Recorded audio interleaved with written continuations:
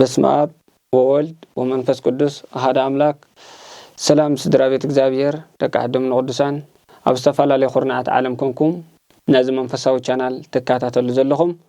ከመይ ኣለኹም ከመይ ቀኒኹም እሺ እንኳዕ በሰላም ናብዚ ዓብይ ጾም ጎይታናን አምላኽናን መድኃኒናን ኢየሱስ ክርስቶስ ዝጾመጾም በሰላም ኣብጽሐናን ኣብጽሐኩምን እሺ እምበር ንሎማዓንቲ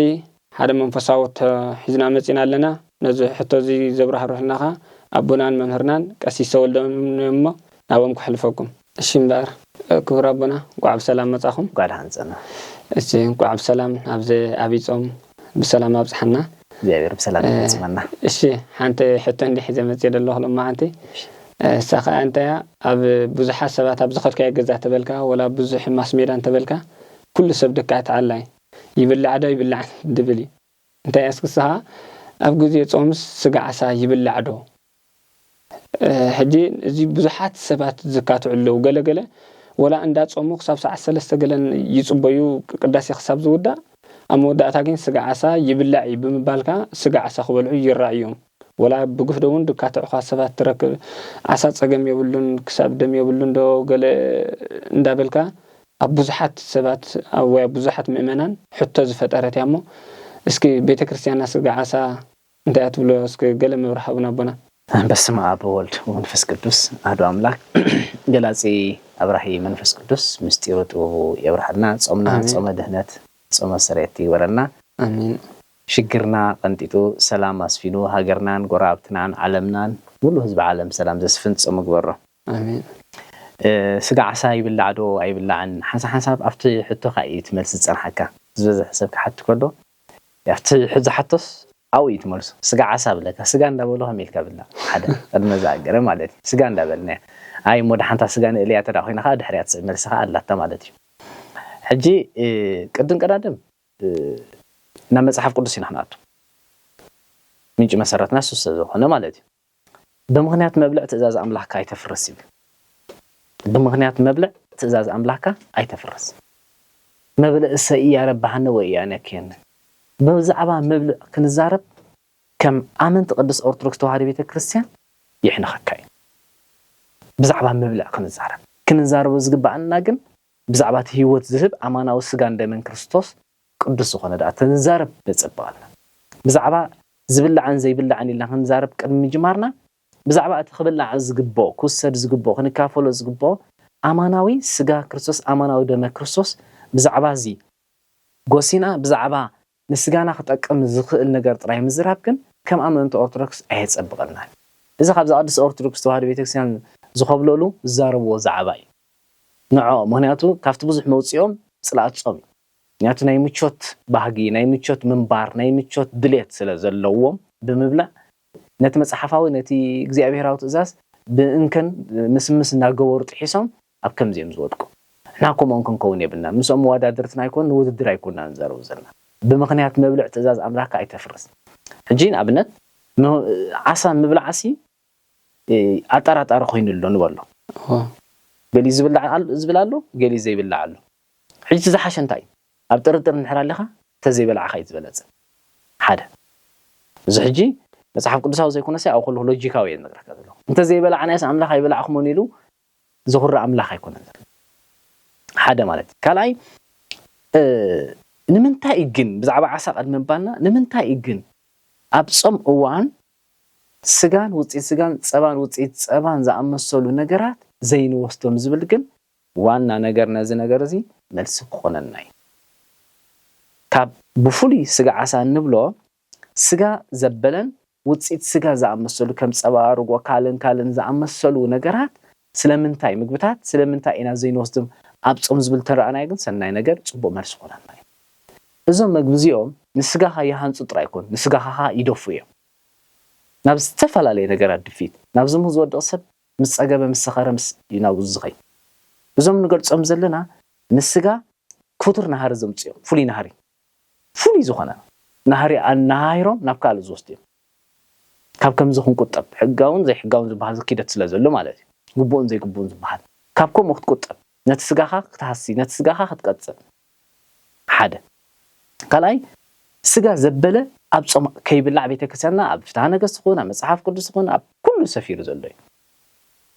ትንቢተ ዳንኤል ምዕራፍ 10 ተንተራሪና ዳንኤል ክጾም እንከሎ ነው ኣብ ኣፌሲ ነትን 3 ሰሙን ዝኣክል ብዛዕባ ስጋ ይኮነ ዝዛረባ ብዛዕባ ካብ ስጋ ወፃእ ከበድቲ ክልተ ቃላት ኣለዋ ብልዓልን ብታሕትን ጥዑም መባልዕን መስተን እየን ዝብላ ሰብ ብዛዕባ ስጋ ዓሳ ዝዛረባ ኣሎ መስተ ኣይፍቀድኒ ኣብ እዋን ጾም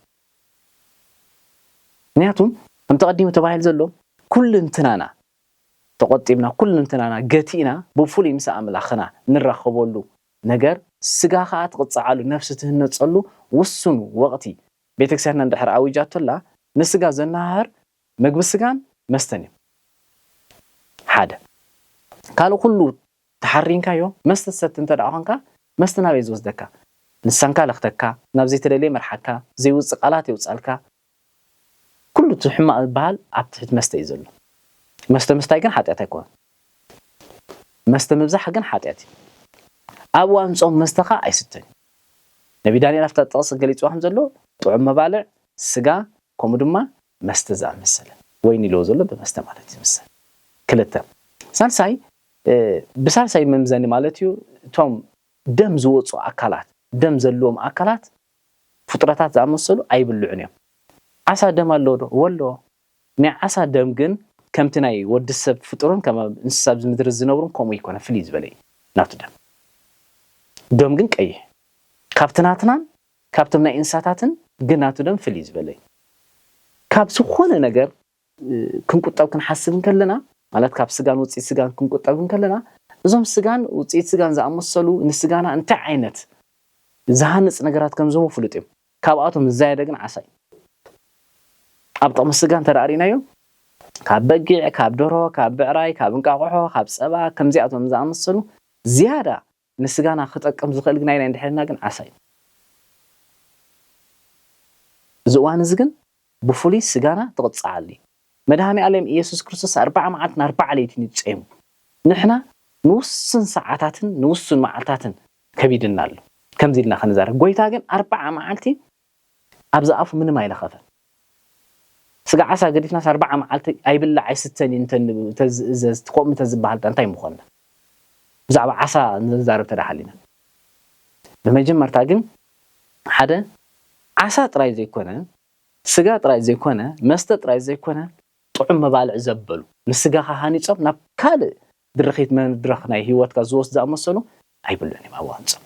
ስጋኻ ኣፅኢኻ ብነፍሲ ተሃንፀሉ እዩ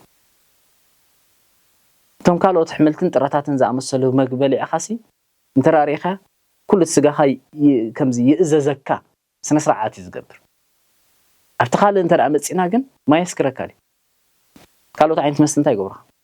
ስጋ ምስ በልዓኻ ናበይ ይደፍአካ ናብ ዝሙት ወስደካ ሕጋዊ ተኾንካ ናብ ካልእ ነገር ወስደካ ካልኦት ዞም ኣውፅልትን ሕምልትን ዝበሃሉ ጥረታትን በሊዕኻ ግን ምንም የለን እዚ እንታይ ሕጂ ሳይንሳዊ ባዮሎጂካል ረእዮ ዋላ መንፈሳዊ ፅሑፋት ረእዮስ ብሓፈሽ ማለት እዩ ስለዚ ኣብ እዋን ጾም ስጋ ዘበለ ኩሉ ዓሳ ስጋ ይኮነ እንድሕልካስ ፍሩታ ባሕሪ ኢኻ ትብሎ ናይ ባሕሪ ፍሩታ ዕምበባ ስጋ እኮ እዩ ዋላ እንተሒዝካ ስጋ እዩ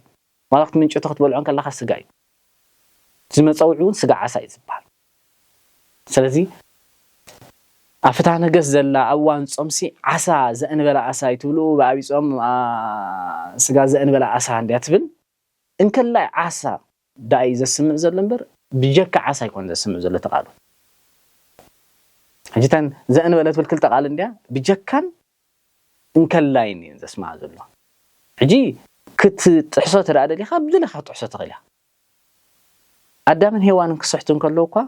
ኣዳም ዘምፀሎም ኣሚን ኣዳምን ሄዋን ክስሕቱ ከለዉ ፀላኢ ሰናያት ዲያብሎስ ዘምፀሎም እኳ ዘእምን ቃል ዘምስል ንጎይታ ዓለም ኢየሱስ ክርስቶስ ክፍትኖም ከሎ ሰይጣን እኳ መጽሓፍ ቅዱስ ጥቕስ እንዳጠቐሰ እዩ ክትጋገ ክትጥሕስ እንድሕር ደሊኻ ከዓ ዘእምን ነገር ምክንያቱ ኣዳምን ሄዋንን ክጋገ ከሎ ሰይጣን ሓቂ ዝመስል መንገዲ ጥፋኣት ይምፅሉ ፀላኢ ሰናያት ዲያብሎስ ንጎይታ ዓለም ክፍትኖ ከሎ መጽሓፍ ቅዱስ እንዳጠቐሰ እዩ ሓቂ ብዝመስል ክፈታተነ መፅኡ ንብዙሓት ቅዱሳና ዝፍተን መጽሓፍ ቅዱስ ጠቒስካ ፍትሐ ነገሥት ዘእንበለ ኢልካ ካስኻ ብናትካ ትርጉም ተርጊንካ ስጋ ዓሳ በሊዕኻ እንታይ ዶ ክንብለካ ኢና ንሕና ንህነሰን ነገር ወይ ንዘብጥ ንሕና ቤተ ክርስቲያን ትነግረካ ትምዕደካ ስጋኻ ቅፃዕ ነፍስኻ ህነፅ ፍሉይ ወቕትታት ኣሎ ኢላ ቤተ ክርስቲያን ናይ ኣዋጅ 7 ኣፅዋት ሂባትካስ ኣብ ክንዲ ብዛዕባ ንህይወትካ ተጠመካ ዝኽእል ንትእዛዝ ቤተ ክርስቲያን ካሰማዓኩን ዝግባእካ ህግወጥ እንድሕር ትኸይድ ኣለኻ ኾንካ ሕጊ ጥሒስካ ኣለኻ ተኣዛዝራ እምበር ሰዓረት ኮነ ብልካ ላዕላይ ቅዱስ ሲኖዶስ ብዛዕባ ዝኸ እንታይ ትእዛዝ ዘሕሊፉ ቅዱስ ሲኖዶስ ኣዛዚኻ ጓሳኻ እንታይ ኢሉ ዘሎ ዓሳ ኣይብላዕን ኢሉ እንድሕር መደምደምታ ሂቦ እስኻ ልዕሊ ቅዱስ ሲኖዶስ ከይትረኣህ ኣለኻ ኾንካ ህግወጥ ኢኻ ሕጊ ወፃኢ ኢኻ ዘለኻ ማለት እቶም ስጋ ዓሳ ዝበልዑ እንታይ ይስምዑ እንተልካ ግን ሓጎስ ኣይስምዑ ማንም ሰብ ኣብ ዝሙት ይኹን ኣብ ስርቂ ይኹን ኣብ ሓሰት ይኹን ኣብ ጥሕሰት ሕጊ እግዚኣብሔር ምስ ወደቐ ሓጎስ ዝስምዕ ፍጡር የለን ከመይ ገይሩ ምክንያቱ ሕሉን እዩ ዝወቕሶ ንርባዕ መዓልቲ ምዕጋስ እንታይ እዩ ዝኸብድ ንሕና ብዛዕባ ስጋ ዓሳ ይብላዕን ኣይብላዕን ኢልና ክንካታዕን ከለና ነዛኒ እሽተይ ባንሳኣኑ ዝሽገሩ ሰባት እንተንዝክሮን ክንመሓሸ ንሕና ካልኦት ምርጫታት መግቢ ኣለውና ክብልዕ ዝኽእሉ ኣብ እዋን ኣፅዋም እዚኦም ረኺብና ብዛዕባ ዓሳ ክንሓስብ ከለና ነቶም ንሕና ንበልዖም ዘለና ምስ ምርጫታቱ ስኢኖም ዘይኮነሲ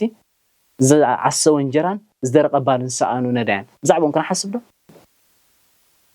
ኣብ ቅድሚ እግዚኣብሔር ኣምላክ ወፅባሕ ንግሆ ተሓተቲ ኢና ስለዚ ኣማነ ቅዱስ ኦርቶዶክስ ተዋህዶ ቤተክርስትያን ተኾይኑ ቤተ ቅዱስ ቤተክርስትያንና ትእዘዝና ዓሳ ጥራይ ይኮነን ዘይብላ ንስጋኻ ሃኒፁ ናብ ካልእ ነገር ዝደፍዓካ እንተደኣ ኮይኑ እውን ኣይፍቀድ መደምደምታ ግን ስጋ ዓሳ ናይ ስጋ ካልኦት ዝኣመሰሉ ውፅኢታቶም ጥራይ ዘይኮነ መስተ ከይተረፈውን ኣይፍቀድ ኣብ ሓቂ ምፃእ ናብ ዝተፈላለየ ጉዳያት መሪሑ ደፊኡ ዝወስደካስ ካብ መስተን ስጋን ኣይና ይዛይድ ኣይና ይኸብድ እንትስ ምስ እሙረኻ ኸማን እቲ ግን ብዘይ እሙረኻ እዩ ዝወስድ ስለዚ ስጋ ዓሳ ብትምህርቲ ቤተክርስትያንና ኣይግባእኒ ኣይውስን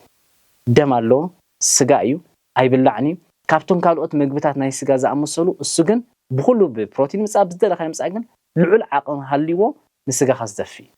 ኣብ ዋንፆም ግን ስጋ ትቕፃዕ ነፍሲ ብፍሉይ ትህነፀሉ መድረኽ ስለ ዝኾነ ክብሪ ሃበለይ እሺ ቦና ቃለ ህይወት ይስማዓልና ብጣዕሚ ደስ ድብል መግለፂ እዩ እዚ ኣብ ማስሜዳ ወይ ከዓ መፀ ዘውትር ፆም ዘካተ እዚ ነይሩ ስጋ ዓሳስ ይብላዕ ዶ ይብላዕን ድብል ሙኻ ኦርቶዶክስ ተባሂልና በዚ ንካታዕ ንውዕል ሰባት ውሕዳት ኣይኮንናን ኣብ ግዜ ፆም ከምቶ ዳሃብኩምና መብርሂ ብዛዕባ ስጋ ወልደ እግዚአብሔር ደመ ወልደ እግዚአብሔር ወይ ከዓ ብዛዕባ ዝጠመ ክንደ ምሕሳብና ዝበዛሕና በቃ ስጋ ይብላዕ ዶ ይብላዕን ኢልና ንካታዕ ነርና ሞ በዚ መልስኻ ኣመና ደስ ኢልንን ዓጊበን ኣለኹ እግዚአብሔር ፀጋ ብርእስ ፀጋ ይብዛሓልኩም ብሓቂ ደስ ድብል እዩ ሽምባር ኣቦና ኣባ ከለኹ ሓንቲ ሕቶ ክውስኽ ደልየ ነረ ዘለናዮ ከም ተቐዲሙ ዝተባሃለ ጾም 40 ወይ ከዓ ዓብይ ጾም ጎይታናን መድሓኒናን ኢየሱስ ክርስቶስ ዝጾመ ጾም እዩ ኣብዘን ዘለናየን ጾማት ጀሚርና ክሳብ ንውድእ ክሳብ ሆሳዕና ዘሎ ዘወረደልና ክሳብ ሆሳዕና ዘሎ 8 ሰናብት ኣለዋ ኣብዘን 8 ሰንበት ከዓ ነናተን ስያመ ኣለወን ብቤተ ክርስቲያንና ንምንታይን ስያሜት ተገይርዎን ወይ ንምንታይን ዝገልፃ ንምንታይ ከእና ድልየን እዚኣ ከተብርህልና ቃደልየ ነይረ ሰናይ እሺ ክብሪ ሃበለይ ዘለናዮ ብንጹር ዓብይ ጾም እዚ ዓብይ ጾም ድማ ስያሜታት ኣለዎ ካብ ዘወረደ ጀሚሮ ክሳብ ትንሳኤ ዘሎ የሆሳዕና ዘሎ ማለት እዩ ቅዱስ ቤተክርስቲያንና ግን ነዞም ጾማት መዓልታት ጥራይ ኮነትን ስያሜ ሂባቶም ዘላ ዓመት ሙሉ ስያመ ኣለዎ ነፍሲ ወከፍ ብሰናብቱ ጥራይ ዘይኮነስ ዋላ ብዕለቱ ሎሚ ሚካኤል እዩ ገብርኤል እዩ ሩፋኤል እዩ ከምዚኣቶም መድሃኒ ዓለም እዩ በዓለ ዝገይር ክንብል እንከልና ግብሪ እግዚኣብሔር ኢና ንገልጽ ኣብቶም ዕለት እዩ ኩሎም ተም ስያመታት ግን ናይ መን እዮም ናይ እግዚኣብሔር ስያሜ ሚካኤል ተልካኒ መን ከም እግዚኣብሔር ሽሙን በዓሉስ ናይ እግዚኣብሔር ትርጉም ዘለዎ ዋላቶም ቅዱሳን ዕለቶም ክንጽውዕ እንከለና ናይ ግብሪ እግዚኣብሔር ዝገልጽ ከም ሽሞም ትእምርቲ ክገብሩ እግዚኣብሔር ኣምላኽ ዝመረጾም ዝፈተዎም ዝሓረዮም ዓብ ትእምርትን ተኣምራትን ዝገበረ እግዚኣብሔር ነፍሲ ወከፍ መዓልታት ግን ነናተን ሽም ኣለዎ እተን ኣስማተን ከዓ ንኽብሪ እግዚኣብሔር ዝገልጻ ብፍሉይ ኣብ ጾም 4 መፂና ግን 8 ሰናብቲ ስያሜታት ኣለዎ ዘወረደ ቅድስቲ ምኩራብ ደብረ ዘይት ገብርሄር ኒቆዲሞስ ሆሳዕና ትንሳኤ ዳግማይ ትንሳኤ እንዳበልና ክንቅጽል ንኽእል ኢና እዚ ንምንታይ እዩ ስያሜ ወፂኡ ኣብ 5 ክፍለ ዘመን ዝነበረ ቅዱስ ያሬድ ዝሃቦ ስያሜ እዩ ንምንታይ ቅዱስ ያሬድ ነዘን ኣጾማት ናይ ጾም 4 ብፍሉይ ሂብዎን ግን ንዓን ጥራይ ዘይኮነ ኣብ ካልኦት ሰናብትን ኣብ ካልኦት ዕለታት እውን ናቱ ስያሜ እውን ኣለዎ الصوم زي كم نفرط 55 معلتين نصوم تم قصره تمصينا ግን 40 እዩ برأسن اجرن متون موصن زلو ማለት እዩ ናብነት تمجمرتا زلو مجمرتا ናይ ዘወረደ ወይ ድማ ዘወፀመ ንጉስ ዝባሃት መጀመርታ መተወሎት መዛዝ ድማ እንተራሪና ይኻ ናይ ሕማማት ዝባሃል ናብ ትንሳኤ ዝወስዳሉ ኣብዚ ስም ትርጓሚኡ መብርሂ ዘሎ ቦይታ ዓለም ኢየሱስ ክርስቶስ ካብ ሰማያት ወሪዱ ኣብዚ ምድሪ ስጋና ለቢሱ ከም ሰብ ኩሉ ኃጢአት ከይፈጸመ ኩሉ ነገር ገይሩ ተሰቂሉ ሞይቱ ተንሲኡ አሃሪጉ ጎይታ ንምንታይ መጽዩ ንምንታይ ተገሪፉ ንምንታይ ተሰቂሉ ንምንታይ ተንሲኡ ንምንታይ አሃሪጉ ይትመርሱ ዝመጽ እዚ ናይ ጎይታ ዓለም ኢየሱስ ክርስቶስ 33 ዓመት ኣብዚ ዓለም እዚ ምንባሩን ብፍሉይ ድማ ተን 3 ዓመትን ከዓ ንዕናኻ ኣብ 8 ሰናብት ሓጺርናኻ ኣብተን 4 ጾም ዘለዋና ንኩሉ ካብ ሙራዱ ንምጽኡ ልደቱ ክሳብ እርገቱ ዘሎ ትንሳኤ ዘሎ ኩሉ ኣብዘን ጾማት እዚያ ነስተንትን ንሓስብ ምክንያቱ ክንጾም ከለና እቲ ዝወረደ ይጽየሙልና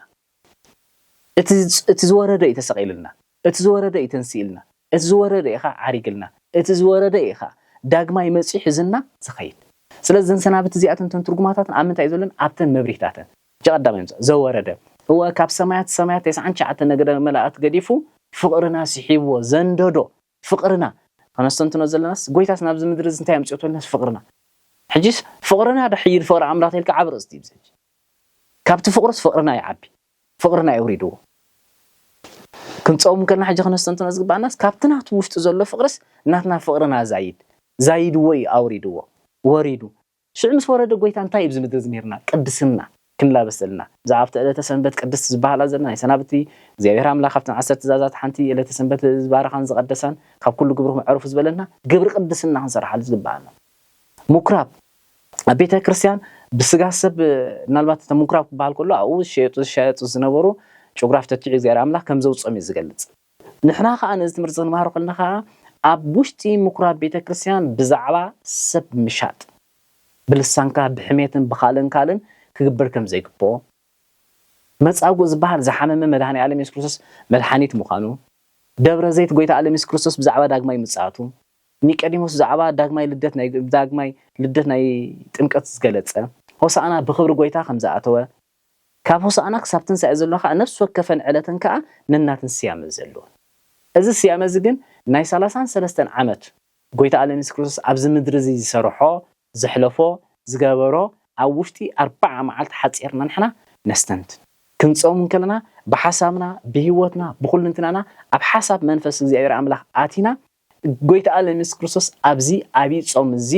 እንታይ ይጽሙ እንታይ ይገርሁን ከለና ካብ ምውራዱ ክሳብ ትስቅለቱ ዘለኻ ነስተንት እዚ ኣብ 5 ክፍለ ዘመን ከም ተቀዲሙ ገሊጽና ዘለና ቅዱስ ያሬድ ዝሃቦ ስያመ ናልባት ኣብዚ እግር መንገድና ፈልጡ ዘለና እዚ ጾም እዚ 40 ጾም ይዝባሃል ብቁጽር ተሪናዮ 55 ብንጹር ተሪና ግን ተንጾም ክንደይ ግን 40 ብቁጽር ተመጺና እተን ቀዳማይ ጾሙን ዘለዋ ሕጂ አስተውለን ተናይ መጀመርታ ጾሙን ዘለዋ ጾም ንጉስ ዝባሃላ ክንደይ እንድሕሊና 7 እቲ ጾም ሕጂ ኣብ 3 ይዝኽፈል ጾም 4 ኣብ 3 ይዝኽፈል ቀዳማይ ጾም ንጉስ ዳሕራይ ጾም ክርስቶስ ዳሕራይካ ሕማማት ዚን 3 ጾም ንጉስ እንደገና ጾም ኢየሱስ ጾም አቢ ጾም ናይ ክርስቶስ ማለት ታሳርሲተኻ ሕማማት ኣብ 3 ኢና ንከፍለ እታ መጀመርታ ዘላ 7 መዓልቲ ታ ጾም ንጉስ ንብላ ዘለና ንምንታይ ዕላማ ኣይ ጾም ንጉስ ተባሂሉ መስቀል ክርስቶስ ምምጻእ ክርስቶስ ንምንታይ ጽሙ ንምንታይ ናብ ዝምድር መጽ ኣብ መስቀል ተሰቂሉ ብጸበለ ዝተፈ አዳም ብጽ ከድሕኖ ስለዚ መእተዊና መስቀል ሙውጺናውን መስቀል ይዘሉ ነታ ዝተፈት መስቀል ዘርፈት መስቀል ንኸምጻ ንጉስ ህርቃል ምስ ኩሎም ህዝብ ጾማ ጎይታውን ኣፍታ ሕማማቱን ኣብ መስቀል ተሰቂሉ ኢና አዳምውን ካብቲ ወሪድዎ ዝነበረ ዓዝቕቲ ዘድሓኑ ታ መጀመርታ መስቀላ ታ መዕጾያ ድማ መስቀላ ሓደ እታ ናይ መጀመርታ 7 መዓልቲ ብድሕሪያ ዘለዋ እንተራሪና ሽዑ እንታይ መጽ ዘለዋ እንተራሪና 4 መዓልቲ ተንሽሞንተ መዓልቲ ባላሽ 4 መዓልቲ ክሳብ ማዓስያ ግን ክሳብ ዋዜማ ሆሳዕና ዘለ ክሳብ ዓርብ ዘለ ዋዜማ ሆሳዕና ዘለ ሽዑ ካብ አንድ ድሕር መጽና ከዓ 8 መዓልቲ ኣለዋ ክሳብ ዓርብ ዘለዋትያ ካብ ቀዳም ጀሚርና ከዓ ክሳብ ታሕንቲ ቀዳም ትስዓር ስለዝም ቀዳም ስዑ ስለትባሃል زين تدميرنا 55 اتنصمو زلنا ግን 40 ቀዳመ ሰንበት እንተውጽና እዩ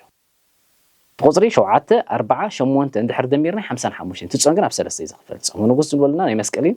ናይ ክርስቶስ እዩ እንደገና ድማ ታ መጨረሻ ከዘላ ናይ ሕማማት እቲ ቁጥሪ 55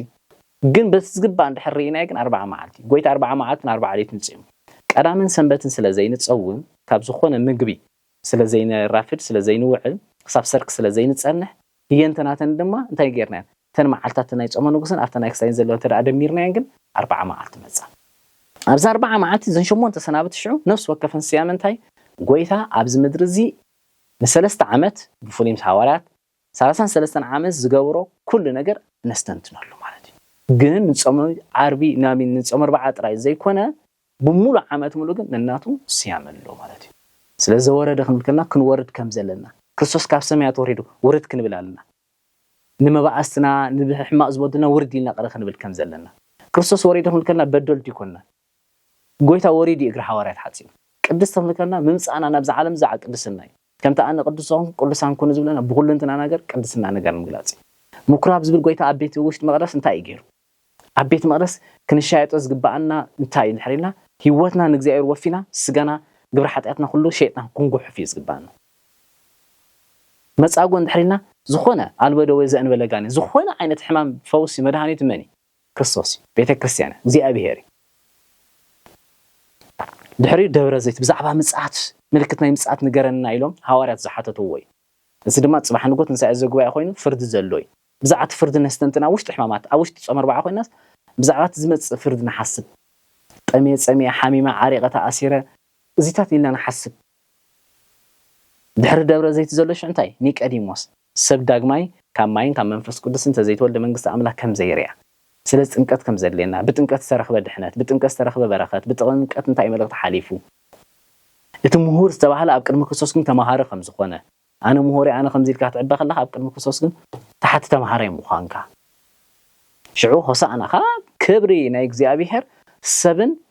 انتم ملاختن هصاناتنا حدا خوينم هوسا انا باريام بروك زي مص بس مغزي ابيهر يلوم هصانات دمص ملاختن تريت ملاختن كري زبقعو بنصنو دحري زلو السمنات دما بفلي غويتا على ميس كريستوس كان مكر ايهود جميركا حساباتنا ايهود الا تتسالو زبحال ناي الا مخرز ايهود زبحال እንደገና ጎይታ ዝተታሕዘሉ ሐሙስ ጽቦት ዓርብ ስቅለት እንዳበለካ ሲያመታት ዘለዎ ንስኻ ሮስ ዝኻለ ዓብ ነገር ንዝክሩ بمباهيت منو تقبر زنته إذا تقبر زلخات أمرت تعملات بين حيلي خا بناي من فقر خا تقبر زلخ يلون زحتته وأنا هتيكوك ما هذا قالت إنك تيوان سماين ومن ممد أنا ما حدا حتى حتى كنت إنك تيوان بس كاب سماين كام مدري إلا تتسأله مخرع أي هود زبحال جي زيهم كل أنتن أسفحنا كلنا نقدر أنزلنا في وقت جزء مساء خلص قلت ساعة زين نري أنزلنا ناي مجرش السومنات دما سيامتات اللون ስለዚህ ብጾመር በዓ ብፉሊ ንሸሞንተ ሰናብት ዘይኮነ ዓመት ሙሉ ሲያም ዘለወይ ዓመት ሙሉ ሰናብት ጥራይ ዘይኮነ ዕለቱ ጥራይ ዘይኮነ ሰዓታቱ ከይተረፈጉን ሲያመታት አሉ ናብነት ጾምና ውዕልና ምግብ ለክፍ ከልና ሰዓታትና ትርጉም አለው ቤተክርስቲያንና አቤናይ ሰዓት ደወልደውልና ነቀህ ትርጉም አለው ስለዚህ ኩሉ መዓልታትና ሰዓታትና ኩሉ ነገር ኣብ ቀድሞ እግዚአብሔር አምላክ ትርጉም አለው ስለዚህ ንሸሞንተ ሰናብት ድማ ቅዱስ ያሬድ መንፈስ ቅዱስ ተመሪሕ ቤት እግዚአብሔር ዝገለጸሉ ድማ ነቲ ጎይታ ዓለም ኢየሱስ ኣብዚ ምድሪ እዚ ወሪዱ ክሳብ ዝዓርግ ዝገበሮ ኩሉ ትምህርትን ተኣምራትን ኣብ ውሽጢ ጾም 40 ኣቱን ከለና ከነስተንቱ ነኽን ሓስቡ ስለዝግባአና በዚ ስያመ እዚ ቤተክርስቲያንና ሂባትና ክብር ሃበልና እሺ ቃል ህይወት ይስማዓልና እሺ ምባረበና ቃል ህይወት ይስማዓልና ክብር ሃበልና ንዝሃብኩምና መብርሂ ወይ ንዝሃብኩምና ትምህርቲ ወይ ብስም እግዚአብሔር ከነመስግነኩም ንፈቱ እግዚአብሔር ክብር ሃበልና بتعم دس دبلي معرخ እንደዚህ እንቆ ዘሎ ኮይኑ ተሰማዕን ነርና ዓይን ባለስ ንምንታይ ለወላ ናይ ሕቶ ድፈጥረልኝ ነርተን ሸሞንተ ሰናብት ንምንታይ እና ድልን ድብል ኣብ እምሮይ ድማ ላላሳን ነበራ ሕቶን ናይ ጥራይ ዘይኮነ ኸ ንኹሉ ህዝቢ ኣማን ኦርቶዶክሲ ብጣዕሚ ኸ ደስ ድብል እግዚአብሔር ጸጋብ ልዕል ጸጋብ ዝሐልኩም ብጣዕሚ ደስ ድብል መግለጺ እዩ እሺ ህስ ድራቤት እግዚአብሔር ንልማዓንቲ ጸናሕና حتتات منفصل حتتات زنبرنا صانحت ابزي عصينا لنا بخالق حتى حساب نمصكم عبد متصامن حساب نملس سلام እግዚአብሔር مسكلكم يكون سناي ناي سباي غزي يكبرلنا سبحات ለእግዚአብሔር لول ወለወላዲት ድንግል ወለመስቀሉ ክቡር አሜን ስልጠና ኮርስ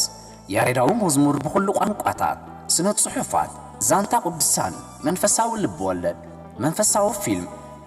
መልሲ ንሕቶታትኩም بودكاست كالن اتلبو أجلجلوت توسخي من أي قدس أرثوذكس تهرب بيتكريستياننا سرعات قبلات زخون استفلاليو منفساو نبرت نجزانا نقدست بيت كريستيان نهيابات نموبا نخالئن زجلجلو هيابات نويدما نخالئن زجلجلو نبرتات ناب كل عالم تلخ نزيادة حبريتا نمئزازن موكاسن بواتساب تيليجرام تدمرو 251 تشعت 7 53 21 ويدما تدمرو 951 حموشته 21 23 92 56 قسيس تولد جبرة سائلكا موكاسن مئزازن